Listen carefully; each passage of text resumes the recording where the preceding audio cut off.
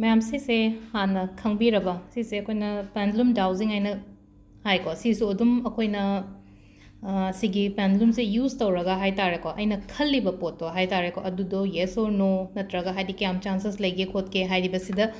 live board से live message से को सिगी मतुंग इना हाइतारेको अदुमाइना हाइदि जस्ट इंट्रोडक्शन वीडियो निको ngasi gi oina sigi pendulum gi se ado hojik sum khanbi one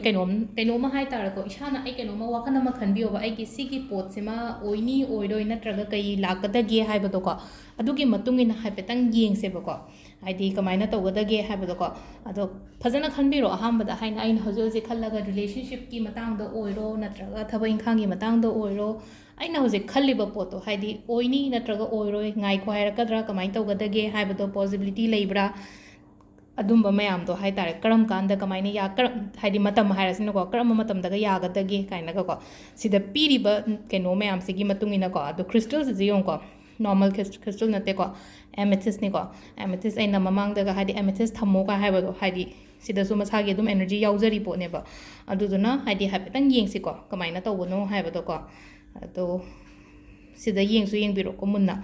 कमाई तौसीगे है सिसे को अखोइना पेंडुलम से कई सिनब यागदगे हाई कांसिदो इमुंग क्लेंजिंग तौबसु याय बसिसिना को आइगे का सिदा लोइना मग हाई तारे को का मैम सिदा लोइ पुरगा आइना थमसी पोट से दुम लेरगा को हाइदि केनो तौबुदे हाइदि क्लासेस कुम मदि दरकार होइगनि को अहमबगी ओइना अदो हाइदि क्लासेस कुम अटेंड तौरगा हाइदि पोट से कइनो हाइर कांतो इ हाई थंदा दुम यिंगजबसु याय बसिसे को अदुगा सी बोर्ड से याउदबिदा ओनली सी क्रिस्टल से कतंग तौरको इमुंग दगी नेगेटिविटी लौथोके हाइरगदि सी तौरगा अदुम उंथोगा आइगे कास्ता लोइना मग हाई तारे क्लेंस तौबदो हाई तारे को सिमसु लेबी बेको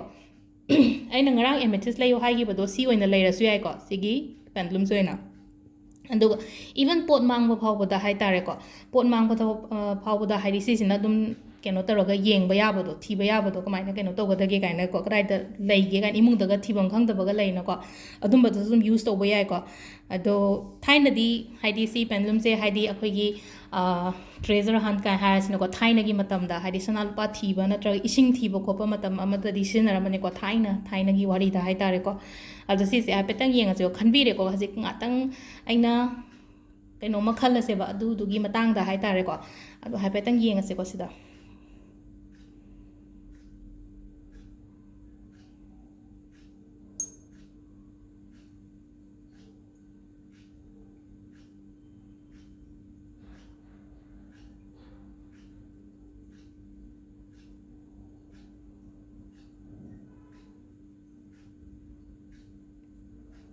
सिदेंगो हाइदि पॉसिबली सिदा हाइदि ओइबा याबगी चांस यामना लेगे हाइबगी मौंग से होने हाइदि ngasa aina amuktang neba haidi circle ungri do ko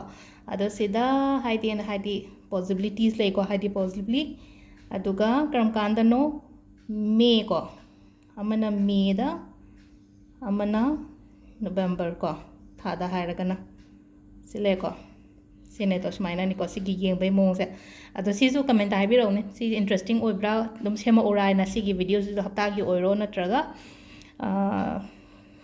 monthly gi oiro ko nungti gi su sema se nungti gi de ngon da thaba yam yam ani ko ado sum aina hanga haji khan gi ba poto haidi smaina lai ko magi result se ko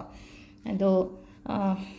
ano bani ko sima so haidi aina na hangai sum hapta ba hai tare ko sima so makha ta ba dum ate yeng minara se ko thank you